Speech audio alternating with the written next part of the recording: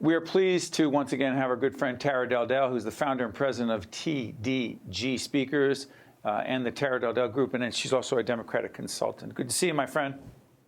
Thank you. Thank you for having me. So let's talk about this. 2022, a huge year for a lot of reasons. Because, lay it out politically, what's at stake? Well, it's a big year. I mean, President Biden's agenda is already struggling a bit, particularly his agenda around Build Back Better, that specific marquee piece of legislation that he's been trying to get passed. So this is a big year because he's already facing some stumbling blocks around his agenda. And so then if he were to have to contend with a Republican Congress, a Republican House, a Republican Senate, it would clearly make things even worse, given the fact that they are lockstep en masse blocking almost everything he does, with some exceptions like Liz Cheney and Congressman Adam Kinzinger. Those two representatives have been more amenable to working with him. But by and large, the Republicans under Mitch McConnell said yet again, we're not going to do anything that involves collaboration. So let's try this. You understand the Democratic Party better than most. You're a Democratic consultant. You've been involved in a lot of campaigns. But I'm curious about this. The Democrats are divided in a lot of ways. We just actually had an interview with the former Senate President Steve Sweeney, and he talked about the so-called AOC wing of the party, very liberal progressive wing of the party, and the more moderate wing of the party. Incredibly divided on issues. Fair to say? So I've forget always about the felt Republicans that, for a second. Just forget about the Republicans. Just the Democrats. Divided. So I don't think that the Democrats are as divided as other people think they are. And so with all respect to Senator Sweeney, because around the big ticket items, there's a lot of agreement. And so I don't identify with that as much. And I think that the messaging needs to be more coordinated for sure. I think there's an issue there. There's a disconnect there. But I think that at the end of the day, a lot of the issues that all of the Democrats support have massive public support. And so especially when you look at them individually, and we saw this exact same dynamic when Obama was president. The exact same dynamic played out where the policies were popular, but there was a disconnect in the public perception around when it was a large-scale piece of legislation.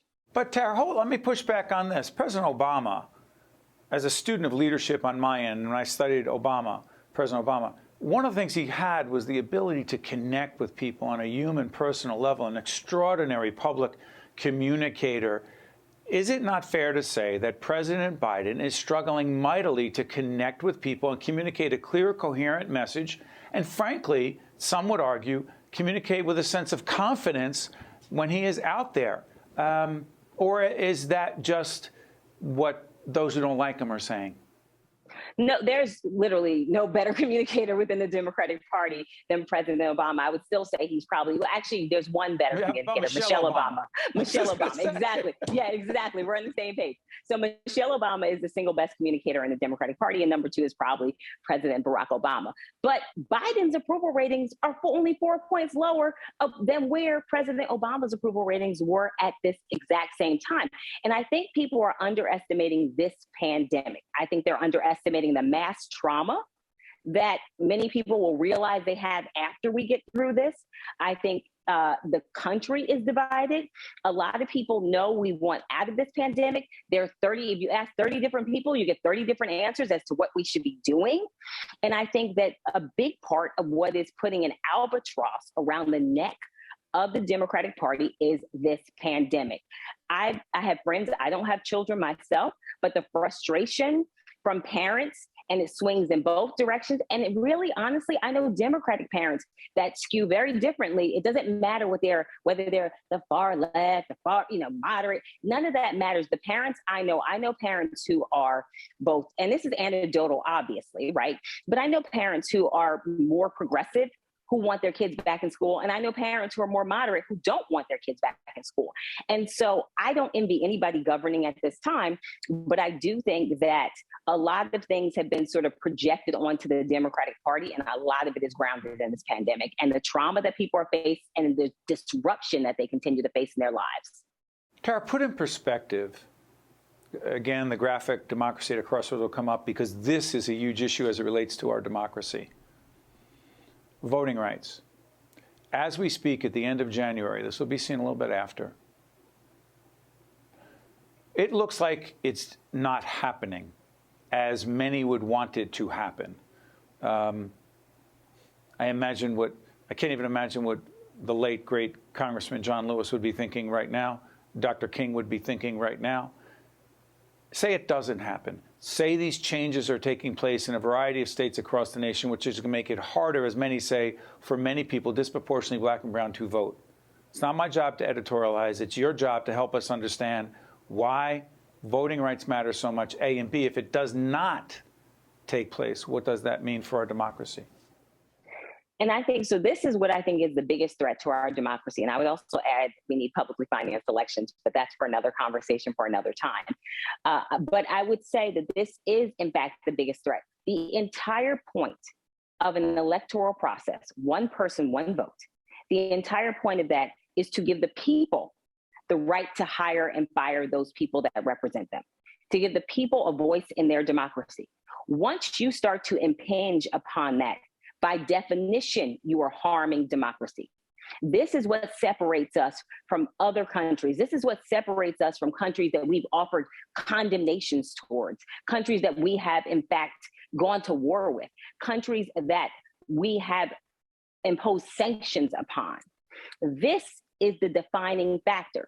If everyone does not have equal access to the ballot box, then we cannot call ourselves a democracy. And once we move down that very slippery slope, which we are well on our way down, then things will, I think, deteriorate on a number of levels beyond, because it's the cornerstone of everything that makes, that comprises this nation's foundations. Tara, I got 30 seconds left. I say Trump 2024. You say? I say Ron DeSantis is probably going to have something to say about it. Just say. I'm not saying that. What I am saying is, if that were to happen again, if he were to run again and potentially win again, what do you believe that would mean for this nation, particularly for people of color? Well, I think he is going to run again. Unless something changes, I think he's definitely going to run again. I think that it will be horrible. Trump wanted to do a blacks versus whites episode of The Apprentice. Season of The Apprentice. That was something he wanted to do. He has been dividing people by race forever. This is not new. Central Park 5, and he will continue to do it because it benefits him. Donald Trump took out ads saying about the Central Park 5. Later, they were exonerated based on DNA evidence. But at the time, he said, guilty, do what has to be done with those teenagers. Go ahead, I'm sorry. He said it after they were exonerated. After they were exonerated by DNA evidence, he has yet to acknowledge that. He is someone who is an opportunist, and whatever he can do to leverage himself, he will do. And for him, race, he tapped into what he saw in the Republican Party. He saw that race was a central focus in the Republican Party, and he sought to exploit it because that's what he does. He taps into things that already exist and leverages them to his benefit. Hey, Tara, thank you. And we look forward to continuing our discussion with you throughout the remainder of 2022 and listening to your perspective. All the best to you and your family. Thanks, Tara. Thank you. You got it. We'll be right back. State of Affairs with Steve Adubato is a production of the Caucus Educational Corporation. Funding has been provided by the New Jersey Economic Development Authority, Holy Name, NJM Insurance Group, Horizon Blue Cross Blue Shield of New Jersey, the New Jersey Education Association, PNC, Grow Up Great, Georgian Court University, MD Advantage Insurance Company, and by New Jersey Sharing Network. Promotional support provided by NJ.com and by ROINJ. Data shows that many patients have avoided seeking critical health care in the wake of COVID-19 for fear of contracting the virus. Delaying medical care can have serious consequences, so you should never second guess or ignore your symptoms. At Holy Name Medical Center, we have measures in place to prevent infectious disease from spreading. We're clean, we're open, and we're safe for all your healthcare needs.